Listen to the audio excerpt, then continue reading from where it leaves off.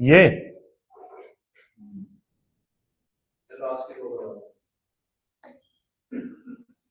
कौन से?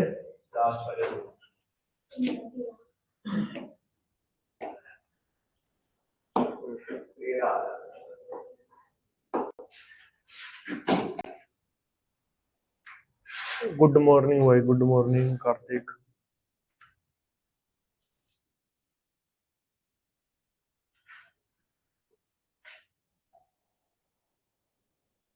कितना आ रहा है?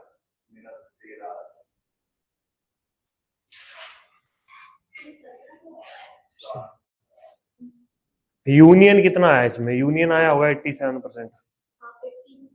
है? यूनियन निकाला नहीं निकाला तूने? ओ पहलवान तेरे से पूछ रहा हूँ। है? बाकी लोगों ने किए? शिमला बॉय किए क्वेश्चंस नहीं, ये वो जो सेट वाले थे।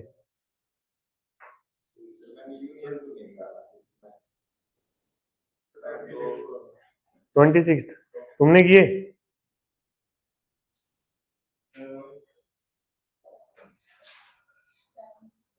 सेवंथ किया? 7 तक किए? क्यों?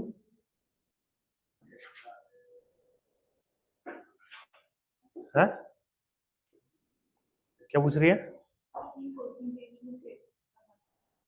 ये कहाँ से आया? राम बुक डिपो नहीं उधर, वहां से लेके आया मैं 20 रुपए का। इसका मतलब क्या हुआ? फेल्ड इन बोथ सब्जेक्ट है? अरे वो हिंदी नहीं पूछ रहा मैं इसकी।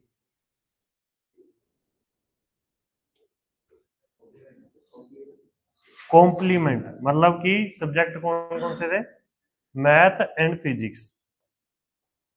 तो जो बच्चे दोनों में ही फेल है वो ये वाला पोर्शन है, तो ये वाला पोर्शन कैसे निकलेगा? क्या बोल सकता हूँ इसको?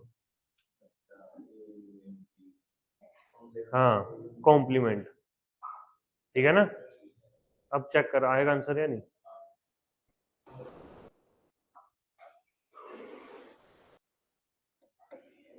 ये वाला नहीं हुआ? यहाँ पे जो ये लाइन लिखी है ना, if each student took at least one subject from bio और मैथमेटिक्स, 29-30 करवा देंगे भाई, रुको। तो इसका मतलब ये हुआ कि कॉम्प्लीमेंट की वैल्यू तो 0 है। ठीक है ना? तो यूनियन जो हमारा हो जाएगा बायो यूनियन मैथ, ये 100% है। ये समझ में आ गया था? है? फिर फॉर्मूला लगा दे आगे कि भाई 72 प्लस 44 माइनस बायो इंटरसेक्शन एम। ठीक है? यहां से इनकी परसेंटेज आ जाएगी मेरे पास।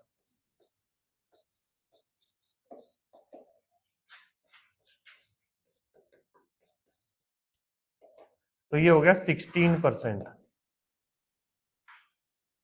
और 16% की वैल्यू मुझे दी हुई है 40। तो 1% की वैल्यू क्या हो जाएगी यहाँ पे? 2.5। और 100% की वैल्यू क्या हो जाएगी? 250। ठीक है?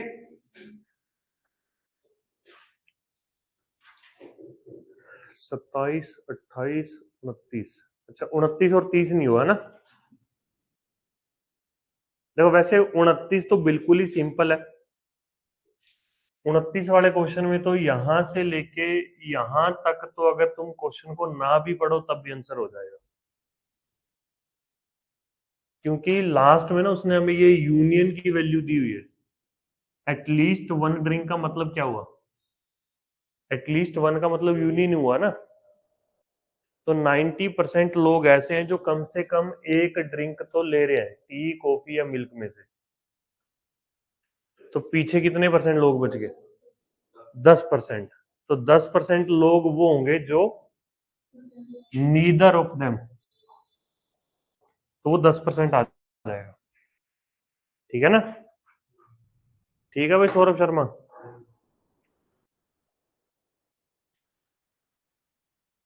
समझ आ गई ना बात? जो यहाँ पे दिया हुआ 50% like T, 50% like coffee, 45% milk, 30% like T and coffee, 25% like coffee and milk, 20% like T and milk, फिर 90% like at least one drink, how many percent people like neither of them. ठीक है, ये तो सिंपल था। नेक्स्ट क्वेश्चन देखो। हाँ, अब at least की बजाय हमें ये जो लाइन है यहाँ पे इंटरसेक्शन वाली दे दी। फिर इसने पूछा कि how many percent people like at least one drink, तो यहाँ पे वो यूनियन की बात कर रहे हैं कि T union C union M.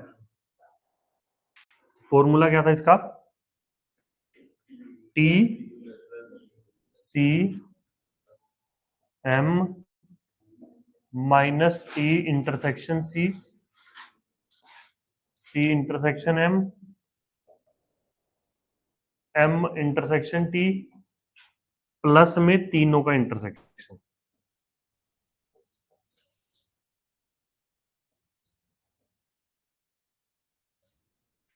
ठीक है, वैल्यू पुट कर देते हैं।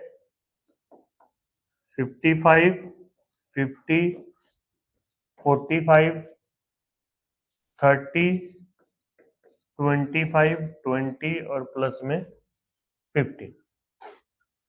20 और 25 45, 20 और 15 35 और 55 90% आ जाएगा। ठीक है,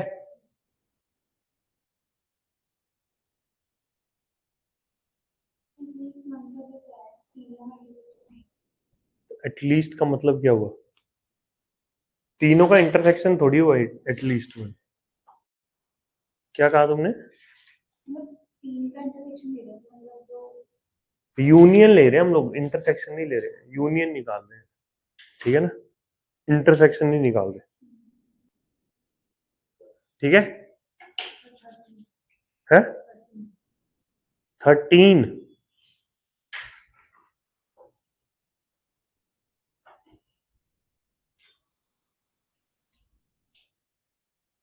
ये A salesman makes a commission of A% on first 3,000 rupees and B% commission on further sale। ठीक है ना, कि कोई भी सेल्समैन है वो पहले 3,000 पे A% कमीशन लेता है, उससे ऊपर जितनी भी सेल होगी उस पे वो B% कमीशन लेगा। तो उसने बोला during the month of January he makes 960 from the total sale of 7,000। जनवरी में उसने 7,000 की सेल करी, 7,000 की सेल करी तो पहले 3,000 पे उसे A% मिला, पीछे जो बच गया उसके ऊपर उसे B% मिला जो कि था 4,000, और ये 960 के इक्वल है। ये बात समझ में आई? दिया हुआ है ना कि 960 रुपए बनाता है वो जनवरी में 7,000 की सेल से। ठीक है, तो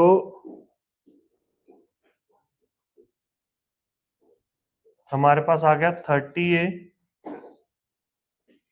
है, आ तो गया, और कितना आएगा? ठीक है, ऐसे ही दूसरी क्वेश्चन बन जाएगी कि फरवरी में उसने 1110 रुपए का कमीशन करा from the total sale of 8,000। कि अगर उसकी सेल 8,000 थी तो फिर से यहाँ पे वही सेम चीज कि पहले 3,000 पे उसे A% मिला, अगले 5,000 पे उसे B% मिला, तो टोटल कमीशन कितना हो गया उसका? फिर से यहाँ पे 30A प्लस 50B, ये हो गया। ये दो इक्वेशन है, इनको सोल्व करना है, ठीक है।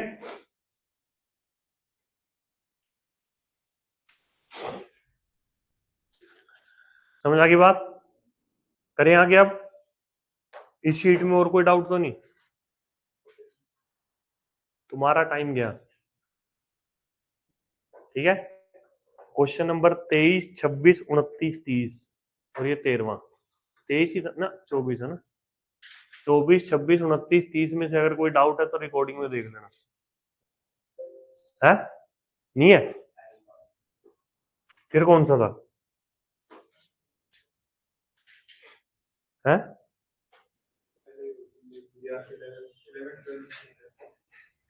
11, 12 तो कल क्लास में ही हो गया था। रिकॉर्डिंग चेक करी थी दोबारा? क्या दिक्कत आई बता।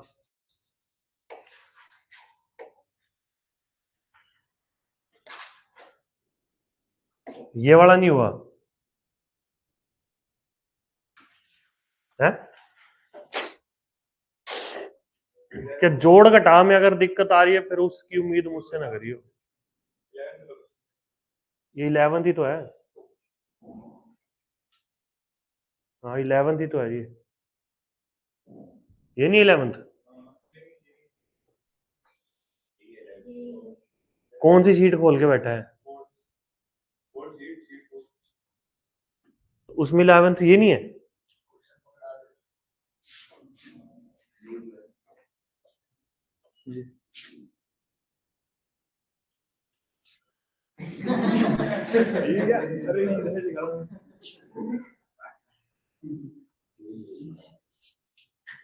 बीड़ी पीना छोड़ दो।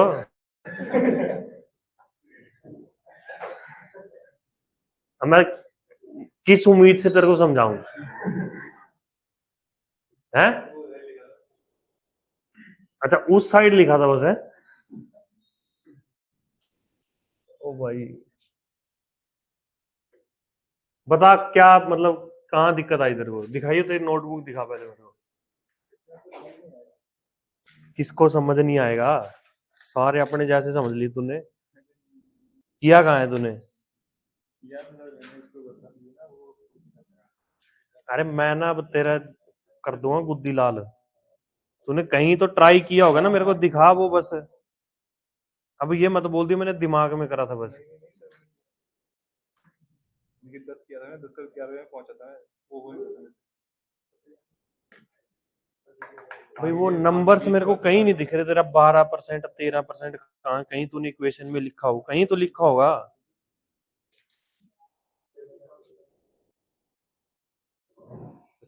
तू सच्ची सच्ची अरे किया फिर दिखा, कहाँ किया मेरे को दिखा दे बस, एक्टिंग ना कर बस।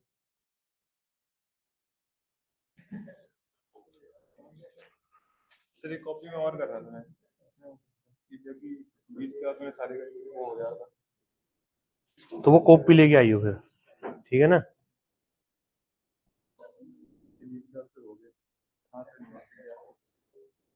पता नहीं किया भी है कि नहीं किया। तूने रिकॉर्डिंग पक्का चेक करी थी? नहीं करी तूने, तेरी शक्ल बता रही है। चेक करूंगा अभी हिस्ट्री ना मैं यूट्यूब की, ठीक है। यूट्यूब की हिस्ट्री चेक करूंगा ना, वहीं पे तो थी रिकॉर्डिंग। और कहां से देखी तूने? है?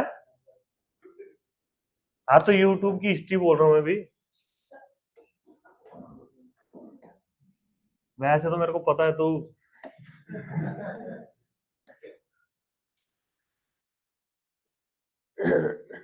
चलो देखो भाई, शीट 5।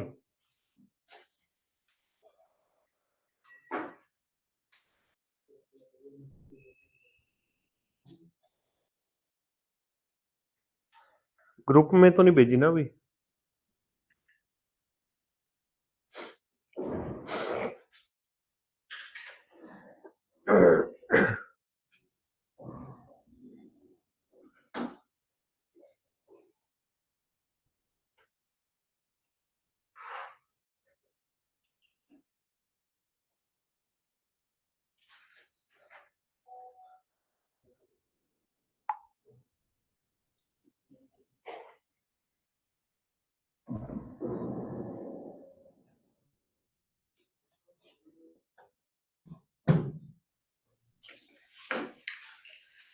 तुम सब का ना मेरे को लग रहा है जो जो अपनी मन मर्जी से आते हैं, तेल बदलना पड़ेगा तुम्हारा। टाइम पे पहुंच जाया करो। है, नीचे से आ जाया कर रेंगता हुआ। ठीक है ना, अगर तेरे को साइड में जगह नहीं मिलती तो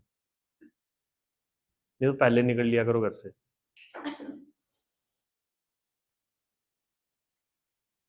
अब देखो ये क्वेश्चन नंबर पहला, इसमें ना ये दो टाइप के क्वेश्चन बनते हैं। जैसे एक तो यही उसने बोला कि a man spend 40% of his income on food, 20% on house rent, 12% on travel and 10% on education. मतलब कि उसने जितना भी ये परसेंटेज बोला हुआ है, ये बोला हुआ है कि टोटल इनकम का 40%, टोटल इनकम का 20%, टोटल इनकम का 12%। ठीक है ना, या फिर टोटल इनकम का 10%। और एक टाइप का क्वेश्चन होता है जहां पे वो रिमेनिंग की बात करता है। जैसे यहाँ पे Rahul spend 40% of his salary on house rent. सबसे पहला तो उसने टोटल का दे दिया, अब आगे बोला out of remaining 10% spend on travel, फिर out of remaining 16.66% spend on food and remaining ही सेव्ड। दोनों क्वेश्चन में डिफरेंस क्लियर हो गया ना। अब हमें करना क्या है, जो ये रिमेनिंग वाली परसेंटेज दी होगी ना, बस मुझे ये कैलकुलेट करना है कि ये जो रिमेनिंग का 10% है टोटल का कितना बनेगा। पहले हम लोग जो पहली टाइप है उसको देखते हैं। ये सिंपल है, इसमें तो सिंपल तुम लोग ऐड करोगे डायरेक्ट तुम्हारा आंसर आ जाएगा। अब जैसे उसने 40% फूड पे, 20% हाउस रेंट पे, 12% ट्रेवल पे और 10% जो है वो एजुकेशन पे खर्च करा, तो कितना हो गया टोटल ये 82%। 82% वो खर्च कर चुका है, तो पीछे कितना बच गया 18%। 18% अगर बच गया तो वो उसकी सेविंग है। और इस 18% की वैल्यू हमें क्या दी हुई उसने 7200। 1% की वैल्यू क्या हो जाएगी यहाँ पे 400। अब उसने पूछा है कि find the amount spend on travel. अच्छा,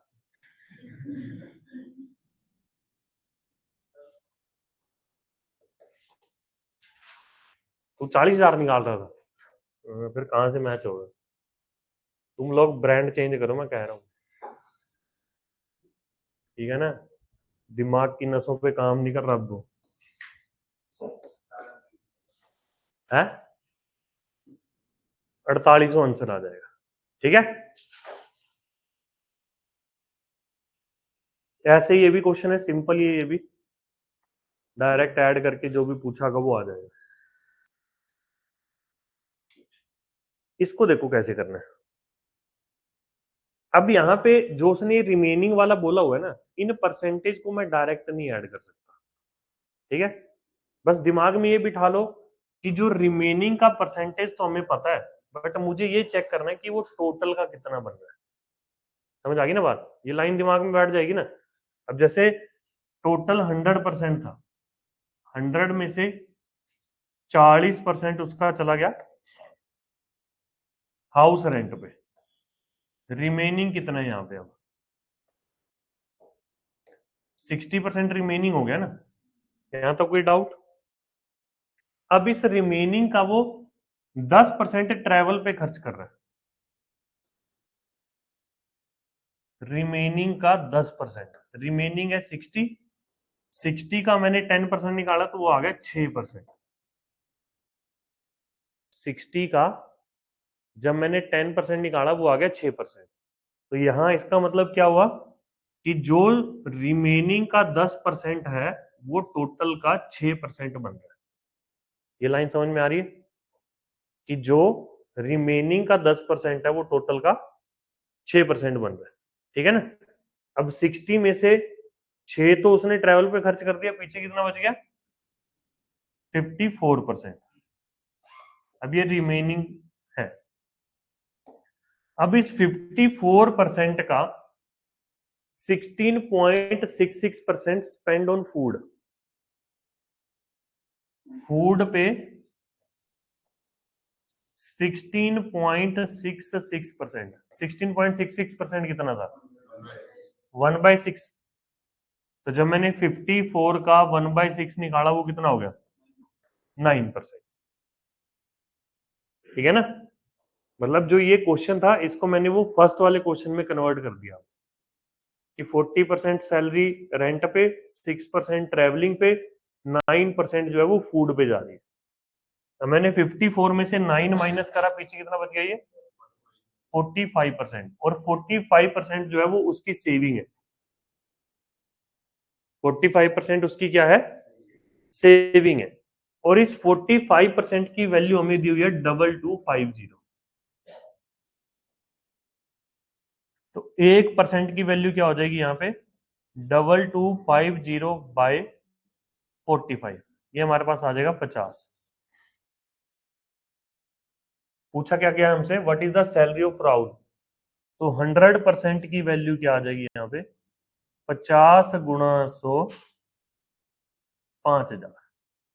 ठीक है, answer will be option B होंगे। समझ आ गई बात? किसी कोई डाउट? अगला क्वेश्चन ट्राई करोगे फिर? करो फिर।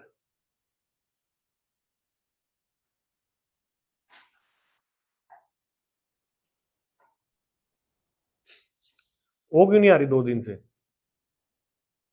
हाँ, क्या हुआ? हंसी कुछ तो बात। 5-6 कॉल की जिंदा है?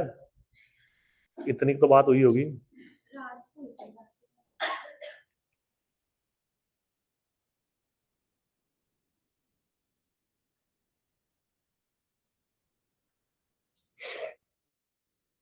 वो भी नहीं आया जो, क्या नाम है उसका, कसोली बॉय।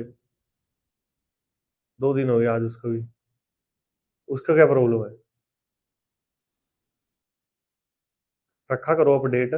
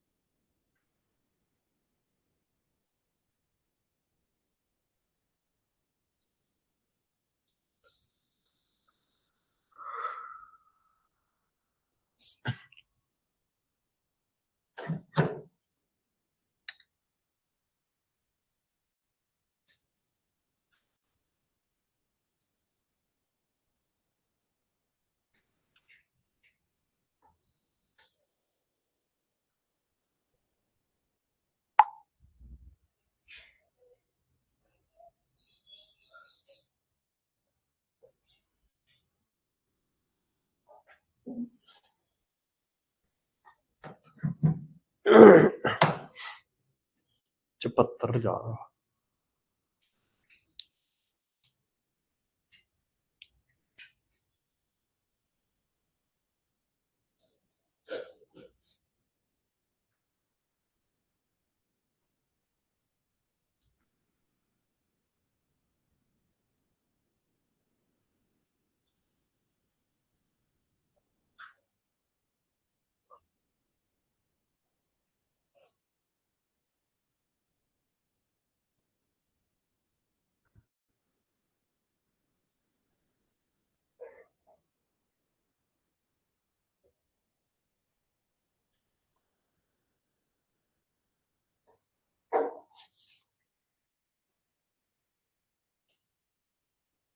आगे भी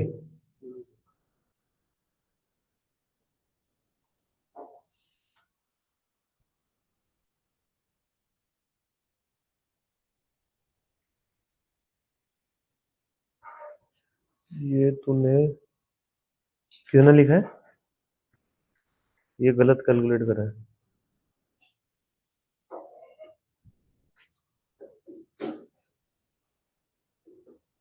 क्या प्रॉब्लम हो रही है? क्या नहीं मतलब ये तो लिख दिया, इससे आगे वाली लाइन क्या लिखी हुई है उसने? सेकंड लाइन जो स्टार्ट हो रही है वो क्या है? कितना परसेंट? तो 10% किसका निकालोगे तुम?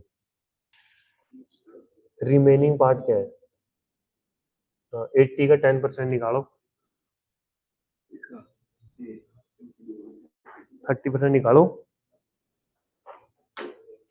देखो इधर, ये टोटल इनकम थी उसकी, ठीक है, इसका 20% उसने हाउस रेंट पे खर्च कर दिया, ठीक है। पीछे कितना बच गया? 80%।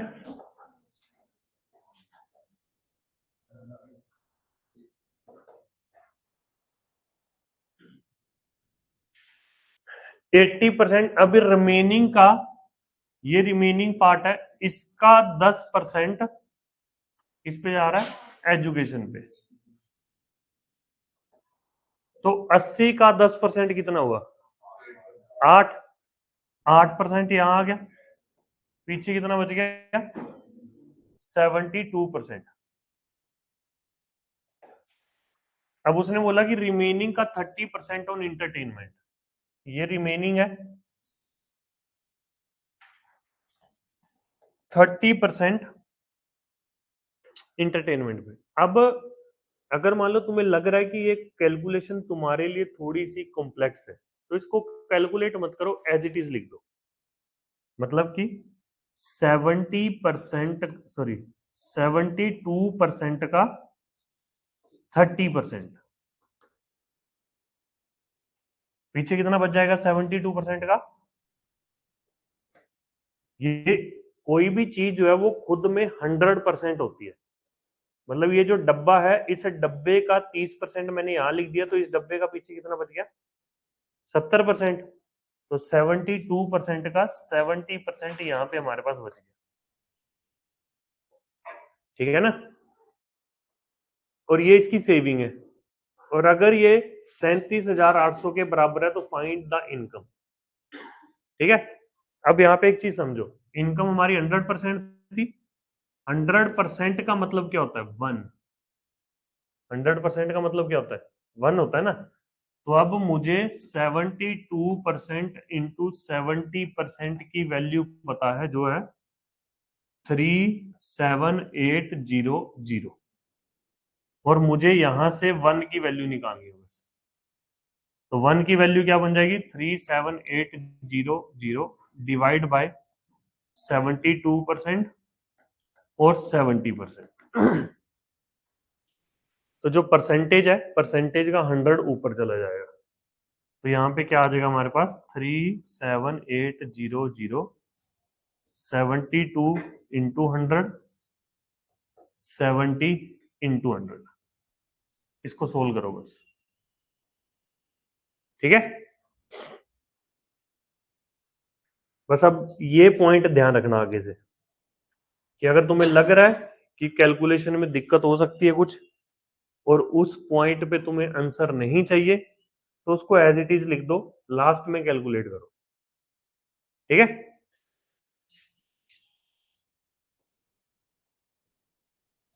7×5 = 35, 2 8, 7 चौका 28, 0 0, 18 चौके 72, 18 30 54, फिर ये आ गया 75। तो 7500 नहीं, ये भी एक जीरो, सॉरी, 75,000 आ जाएगा,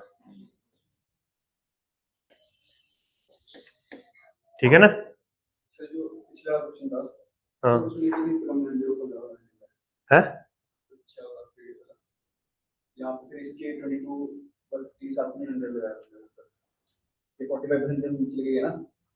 मैं 40% नहीं लेके गया, मैं कल 45 लेके गया यहाँ पे। वो भी कर सकता था, बात तो वही है, बाद में लास्ट में मैंने 100 मल्टीप्लाई कर दिया, चाहे यहाँ मल्टीप्लाई कर ले 100, एक ही बात है वो तो, समझा? ठीक है ना, ठीक है, समझ आ गई बात?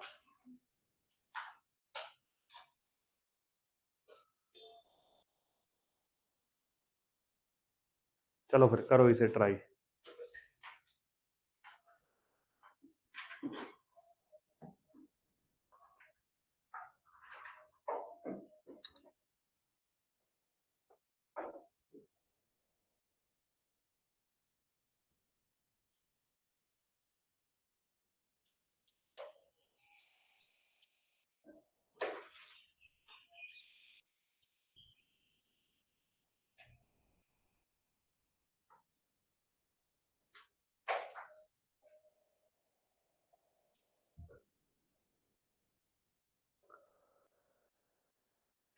हम मारेगा वो।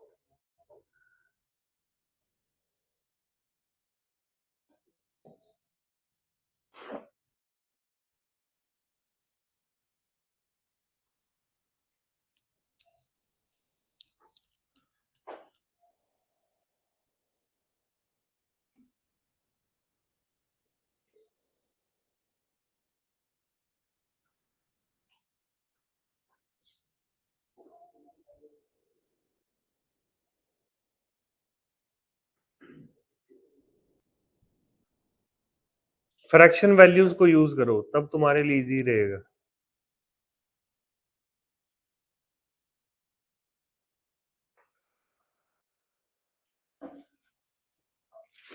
देखो इधर, ये टोटल इनकम थी ना, 16.66% of his monthly salary on house rent. तो 16.66 कितना होता है? 1/6। अगर 1/6 इधर खर्च हो रहा है तो पीछे कितना बच गया? 5/6। अब ये रिमेनिंग है, ये रिमेनिंग है। इस रिमेनिंग का 12.5%, तो मतलब कि 5/6 का, इसका जब मैं 12.5% निकालूंगा वो कितना होगा? 1/8। 12.5% क्या हुआ? 1/8 हुआ ना। मतलब इस डब्बे का 1/8 यहाँ पे आ गया। तो इस डब्बे का कितना बच गया पीछे? 1 में से माइनस करूंगा ना मैं, तो इस डब्बे का 7/8 यहाँ पे बच जाएगा। समझ आ गई बात? ये हमारा रिमेनिंग पार्ट है। अब आगे उसने बोला कि out of remaining 25% on travelling, जो ये रिमेनिंग पार्ट है इसका 25% इधर आएगा। जो भी मैंने ये डब्बा ड्रॉ किया है, इस डब्बे का 25%, मतलब कि 1/4 इधर आ गया। पीछे कितना बच गया? 3/4। किसका? 5/6 इंटू 7/8 का। ऐसे ही है ना। अब नया डब्बा आ गया हमारे पास एक, ये रिमेनिंग पार्ट है। इस रिमेनिंग का हमें बोला गया है 22.22%, दैट इज 2/9। तो इस डब्बे का अब जो ये यहां पे बन रहा है 2/9 इधर आएगा, और पीछे कितना बच जाएगा? 7/9। ठीक है ना। 7/9 बच गया इसका। 5/6 इंटू,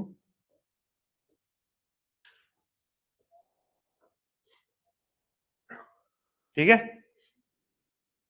अब ये रिमेनिंग पार्ट है मेरे लिए। अब इस रिमेनिंग का 22.27%, 22.27 कितना होता है? 3/11। जो ये बक्सा है, इस बक्से का 3/11 इधर आ जाएगा, पीछे कितना बच गया 8/11। तो इस बक्से का अब 8/11 बच गया। क्या क्या था 5/6, 7/8, 3/4, 7/9। टोटल इनकम को अगर तुम यहाँ पे x मान लेते हो तो लास्ट में x मल्टीप्लाई कर दो। ये अब उसका सेविंग है, ये इतना पार्ट जो है ये सेविंग हुआ ना, और ये किसके इक्वल है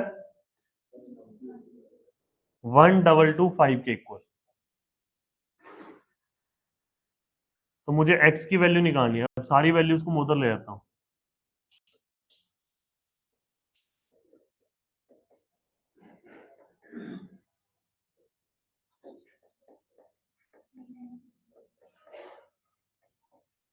आठ से 8 गया, 3 से ये 2, 5 से ये कितना बन जाएगा ये 245, 49 से ये घट गया ये 5। तो मेरे पास जो बच रहा है 5 इंटू 2 इंटू 4 इंटू 9 इंटू 11। ठीक है, करो मल्टीप्लाई। 10, 40, 360 गुणा 11, 3960, 3960। देखो अब इस चीज का फायदा क्या होता है,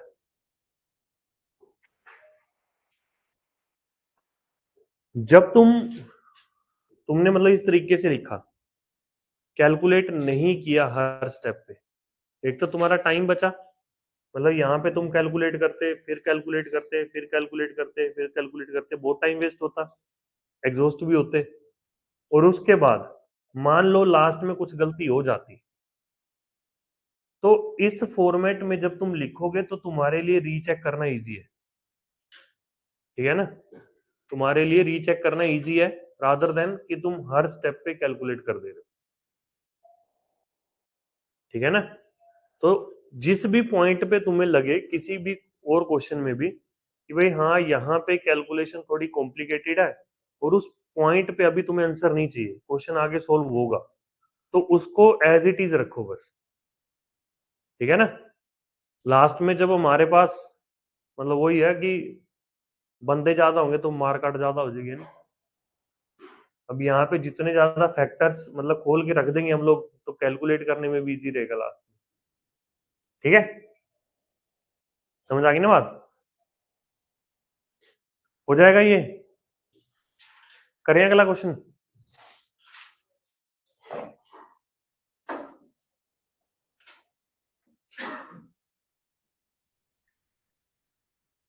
ये करो,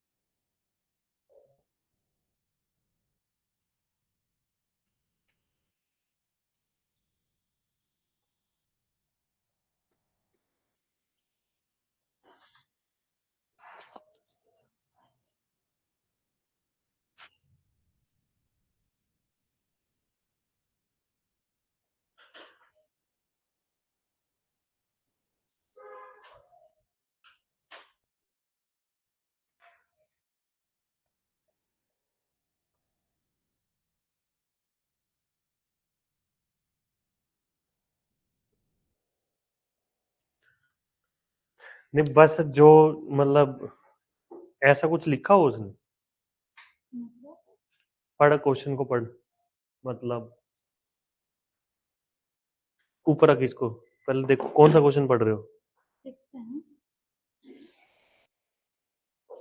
नहीं, ये तो है 6th है। 8th कर रहे हैं।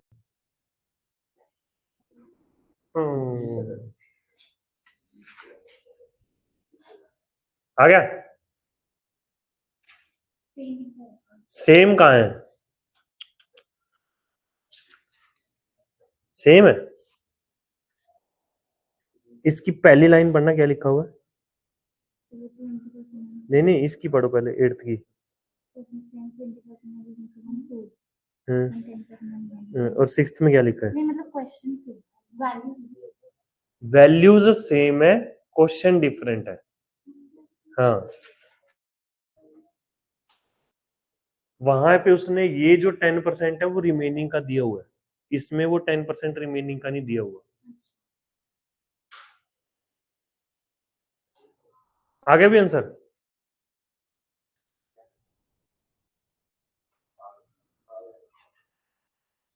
देखो अब की बार क्या हुआ कि 20% on food and 10% on rent, तो यहां से 20 प्लस 10 ये दोनों तो गए रेंट और फूड पे, पीछे कितना बच गया? 70%। अब 70 का 20 और 10, 20% ट्रांसपोर्ट पे, 10% मेडिसिन पे, मतलब कि टोटल 30% हो गया ना। तो 70 का 30% जो कि बनेगा टोटल का 21, रिमेनिंग कितना आ गया हमारे पास? 49। ठीक है ना, 70 में से 21% इधर आ गया, 21 माइनस करा तो कितना बच गया? 49। अब उसने बोला 50% of the remaining spend on other if he saves 4900। अब इसका 50% वो अदर्स पे स्पेंड करता है और बचा हुआ जो 50% है वो सेविंग है। ठीक है, तो मतलब कि उसकी जो सेविंग होगी वो 49/2% होगी। 50% का मतलब हाफ हो गया ना। तो अब 49/2% की वैल्यू हमें दी हुई है 4900। तो 1 की वैल्यू क्या आ जाएगी यहाँ पे? 200 गुणा 100, 20,000। ठीक है, समझ गए ना? 200 बन गया इसका।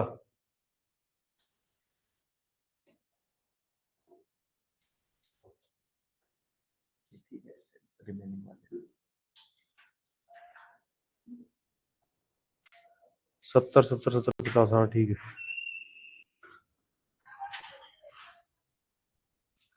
समझ आ गई बात? रिमेनिंग का 20% ट्रांसपोर्ट पे और 10% मेडिसिन पे, तो मतलब कि रिमेनिंग का टोटल 30% खर्च हो गया ना। तो जब तुम 70 का 30% निकालोगे तो 21 ही बनेगा वो। फिर 70 में से 21% खर्च हो गया तो पीछे कितना बच गया? 49%। ठीक है ना, फिर 49 का हाफ, 50% का मतलब हाफ हो गया ना, हाफ उसने अदर्स पे स्पेंड कर दिया, जो बचा हुआ हाफ है वो सेविंग। ठीक है,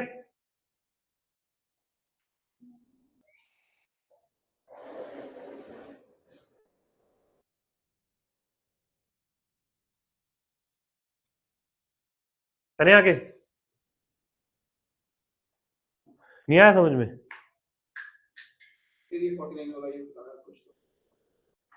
अरे ये माइनस कर दिया ना इसमें से, मेरे पास ये बचा हुआ था, ये रिमेनिंग पार्ट है।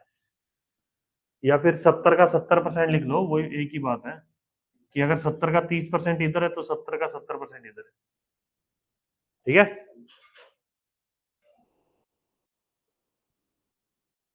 करें आगे?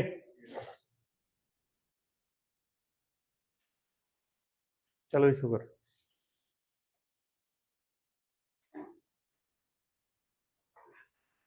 अब ये डिफरेंट है उससे जो अभी तक कर रहे थे, नई टाइप है, फिर नहीं करना है।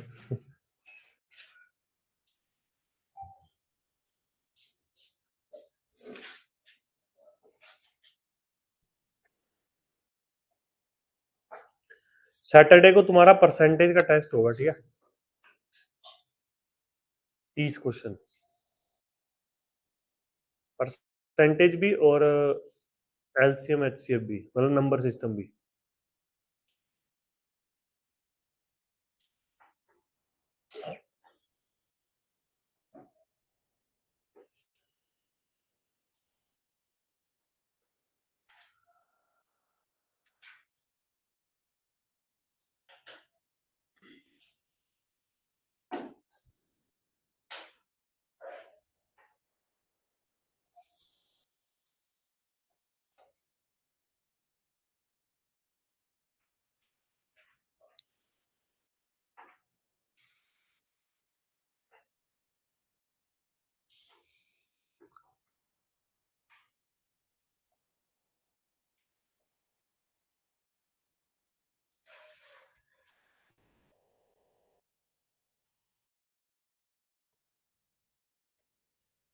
A man spend 37.5% of his salary, मतलब अब सैलरी जो है, सैलरी के लिए अगर मैं फॉर्मूला बनाऊं, मतलब यहाँ पे दो चीजें हैं, दो नहीं तीन, सैलरी, एक्सपेंडिचर और सेविंग्स। तो इन तीनों के बीच में क्या रिलेशन बनेगा?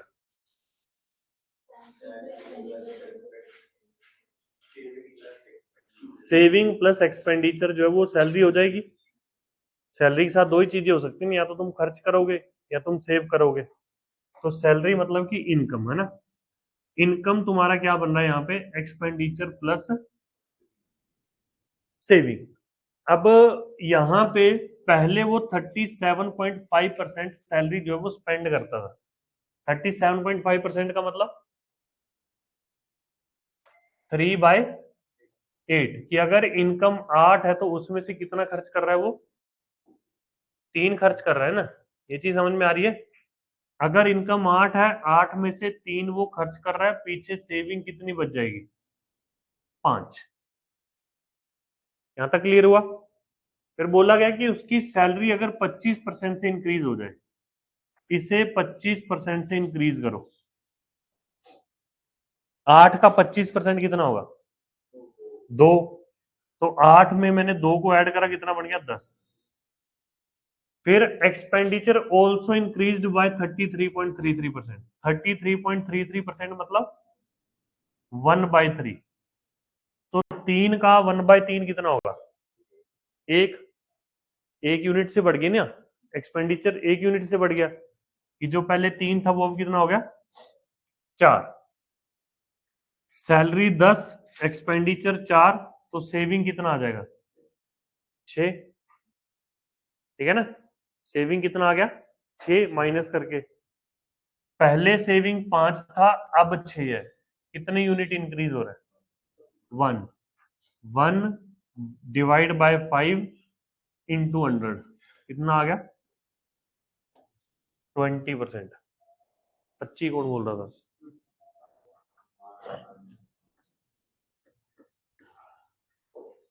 ठीक है ना, तो 20% यहाँ पे हमारी सेविंग इंक्रीज हो रही है। समझ आ गई बात? कोई डाउट किसी को? ये भी सेम वैसे ही क्वेश्चन है, करो ट्राई से। अच्छा यहाँ पे देखो, एक चीज समझना, मैंने इनकम ये लेट करा जो डिनोमिनेटर था। अगर तुम्हें किसी और नंबर से कैलकुलेशन इजी लगती है, इनकम को मान लो 100 लेट करके तुम्हें इजी लगता है, तो तुम वैसे भी कर सकते हो। ठीक है ना?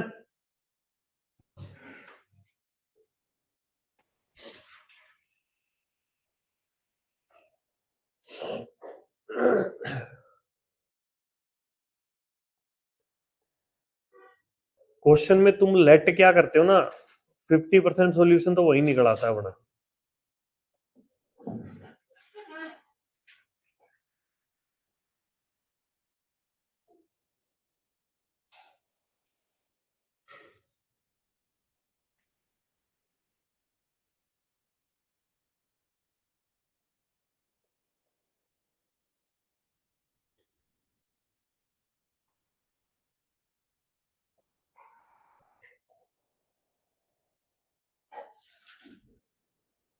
सुबह 4 बजे कौन कौन उठता है तुम में से?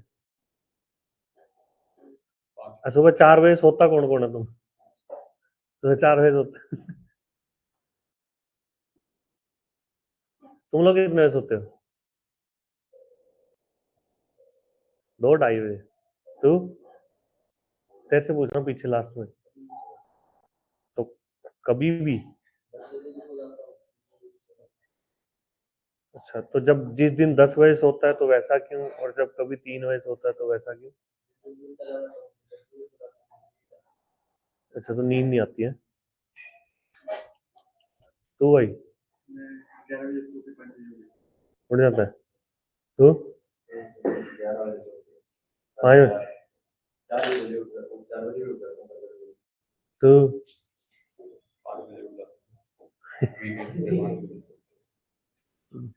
तू भाई जैसे ने वर्मा जी, क्या चीज है जो ये बता रहे हैं वही? दोनों ही? दोनों ही?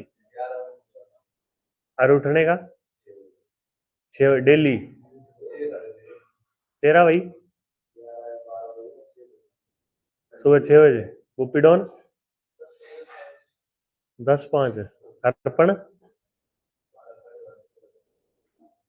6 बजे उठ जाता है? तू हो रहा है बब्बू मान?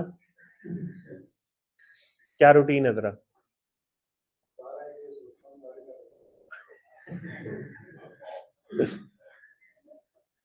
इधर है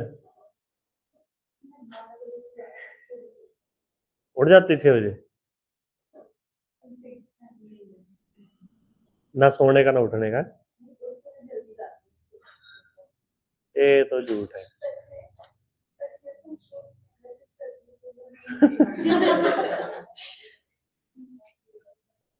तो कोई एक ऐसा तो होगा ना कि भाई हाँ चलो अप्रोक्सीमेट टाइम की 11 से 12 तक तो सो ही जाती हूँ, ऐसा कुछ 1 बजे से पहले पहले?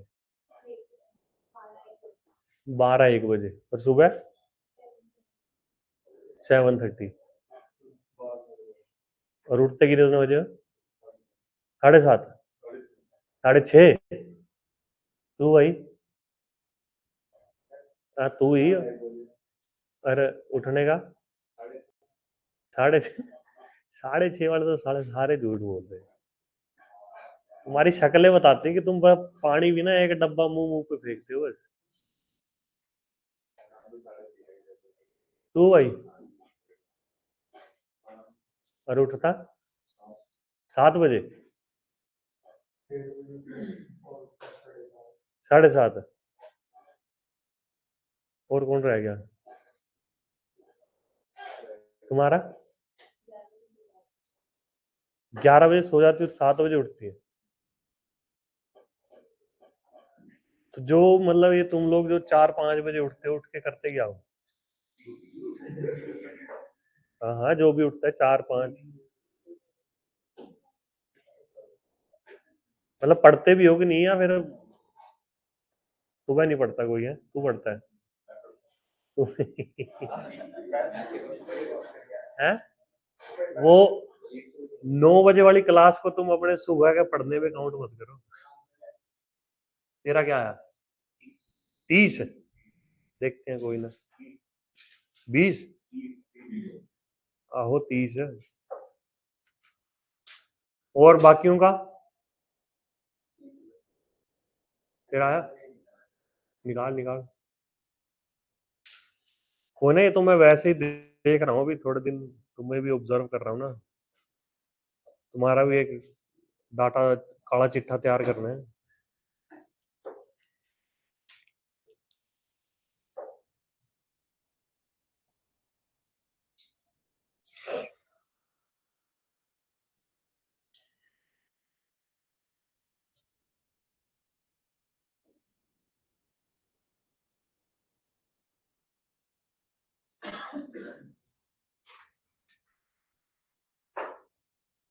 Sixty percent of his income, income अगर मैं यहाँ पे 100 लेट करूं तो 60 वो खर्च कर रहा है, 40 उसकी सेविंग है, ऐसे ही है। फिर इनकम उसकी 15% से इंक्रीज हो जाती है।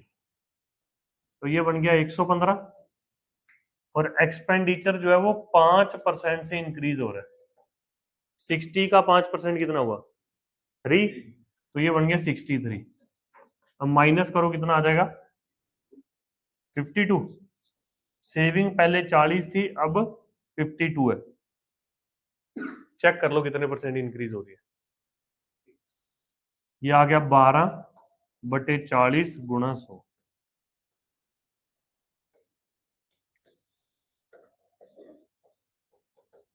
30%।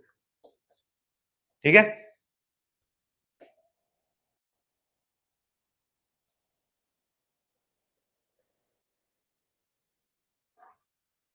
ये करो।